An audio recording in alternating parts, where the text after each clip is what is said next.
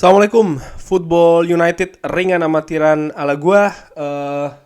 Petang hari waktu Belanda. Sambil santai, gua ingin bikin preview,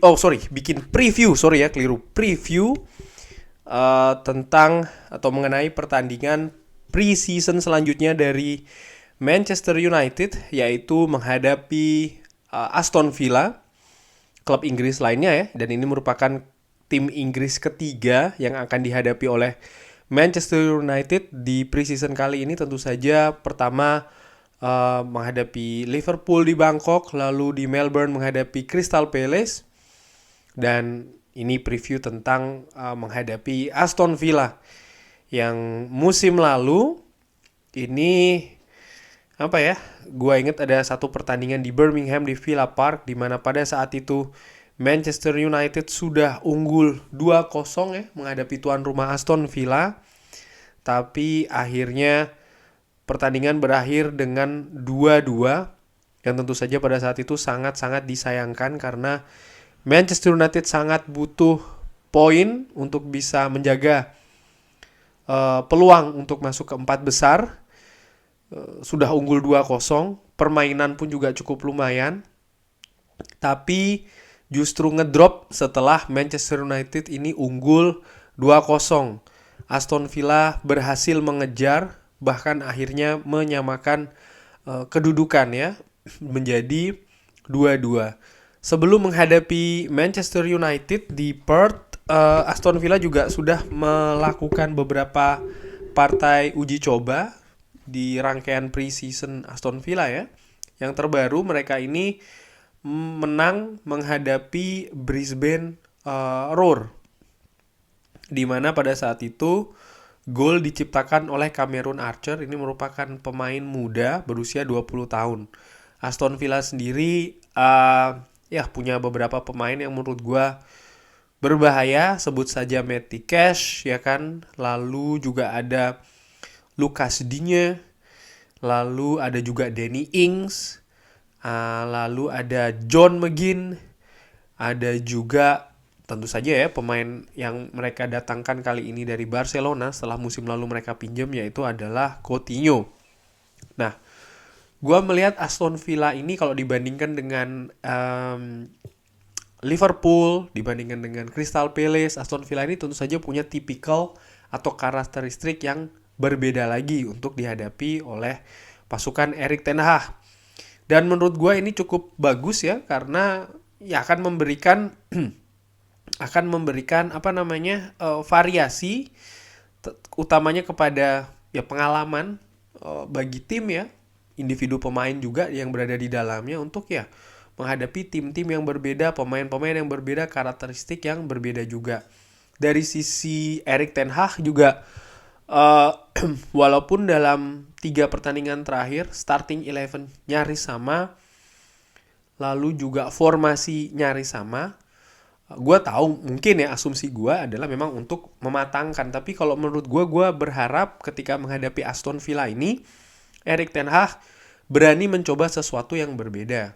Sesuatu itu mungkin bisa dimulai dari formasi ya, dimana dalam 3 pertandingan sebelumnya itu selalu menggunakan 4-2-3-1 di awal. Sempat dikatakan yang terakhir ini ketika menghadapi Crystal Palace bermain dengan 4-3-3, tapi menurut gue pada kenyataannya tetap aja 4-2-3-1. Justru berubah 4-3-3 itu menurut gue ya dengan amatiran ketika memasuki paruh kedua. Di awal itu dengan digantikannya Scott McTominay oleh seorang Donny van de Beek, terlihat menurut gue ya, subjektifnya gue dengan amatiran, Manchester United bermain dengan 4-3-3, di mana gelandang tengah jangkar dimainkan oleh Fred, lalu gelandang tengah yang agak ke depan itu di kanan Donny van de Beek, di kiri Bruno Fernandes, trisula depan Marcus Rashford, Jadon Sancho dan juga Anthony Martial. Dan ya kita mampu menambah gol, bahkan gol kedua yang tercipta di babak kedua di awal-awal itu menurut gue sangat-sangat cantik ya. Kerjasamanya sangat luar biasa. Walaupun keseluruhan gol di pertandingan tersebut untuk Manchester United juga diawali dengan kerjasama yang cukup bagus. Tapi balik lagi menurut gue berharap Erik ten Hag akan melakukan sesuatu yang berbeda nih. Dalam hal ini adalah formasi. Pertandingan persahabatan atau uji coba ini tentu saja menghadapi Aston Villa bukan yang pertama, karena di tahun 2020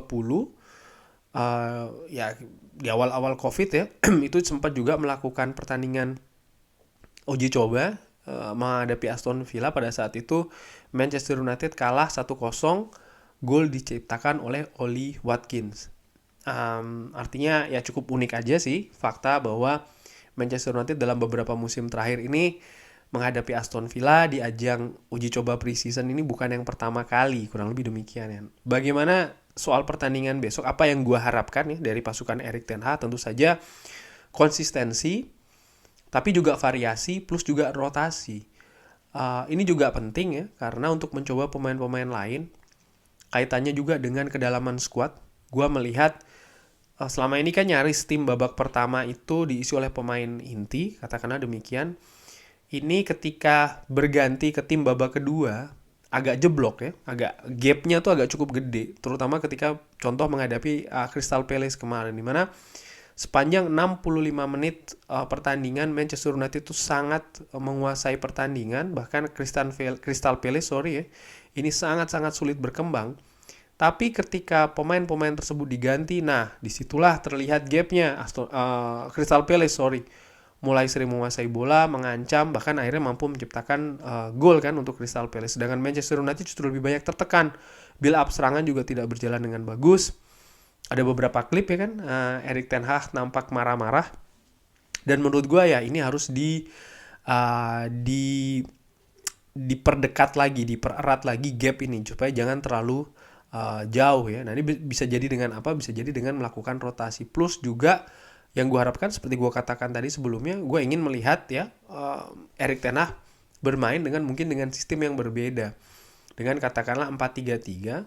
Kenapa? Ini bukan hanya untuk variasi serangan semata, ya which is itu juga penting sih ya, tapi juga untuk mengantisipasi kalau seandainya nanti di perjalanan kompetisi, yang mana kita tahu ya ada pemain banyak yang cedera atau banyak akumulasi, karena musim depan ini praktis para pemain, individu pemain ya, ini akan memainkan pertandingan yang cukup banyak, terutama maksud gue adalah pemain-pemain yang tim nasionalnya ini bermain di Piala Dunia. Dan Manchester United kan cukup banyak nih dihuni oleh pemain yang memperkuat timnasnya yang masuk ke Piala Dunia. Jadi ya untuk mengantisipasi kalau ada cedera dan lain-lain, sehingga ketika skuad itu cukup pendek ya, tidak cukup dalam, bisa ada variasi formasi atau sistem yang dimainkan. Gua sih berharap jujur aja Erik ten Hag bisa atau ya mau untuk mencoba formasi 4-3-3. Langsung aja formasi seperti apa sih yang gua harapkan ya, atau komposisi apa yang gua harapkan untuk besok katakanlah bermain dengan starting 11. Kurang lebih seperti ini ya.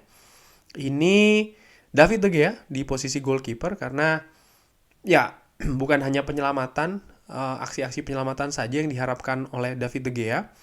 Kalau gue lihat ya, bagaimana juga dia build up serangan. Diperlihatkan di 3 pertandingan sebelumnya cukup bagus, walaupun masih ada beberapa kekurangan. Dan menurut gue kalau seandainya diberikan kesempatan lebih, mudah-mudahan ini bisa mengasah ya kekurangan tersebut, terutama dalam distribusi bola. Walaupun menurut gue sudah cukup oke.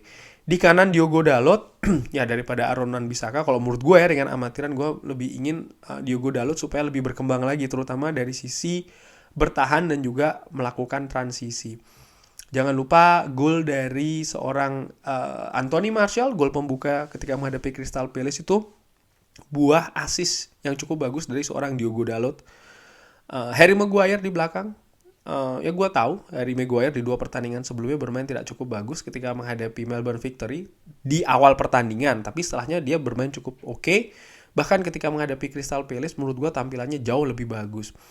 Dengan posisinya sebagai kapten otomatis dia akan lebih sering dimainkan ya, asumsi gue, dan gue harapkan dia akan dicoba besok di posisi kanan.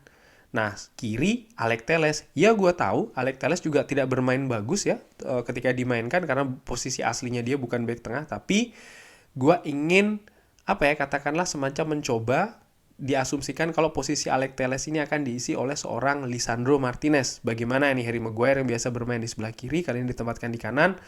dan Alex Telles yang akan bahu-membahu dengan Tyrell Malacia di sebelah kiri. Sekali lagi nih asumsinya Alex Telles akan digantikan oleh Lisandro Martinez. Lini tengah ini sama seperti babak kedua ketika menghadapi Crystal Palace di mana Donny van de Beek, Fred dan juga Bruno Fernandes. Terlihat di sana kerjasama antara Bruno Fernandes dan Donny van de Beek menurut gua cukup bagus. Hanya saja kan ini tidak cukup sering dipasang, dimainkan. Nah, gue harapkan kali ini akan bisa lebih dimainkan untuk mempertajam lah kerjasama di antaranya. Plus juga untuk mencoba skema.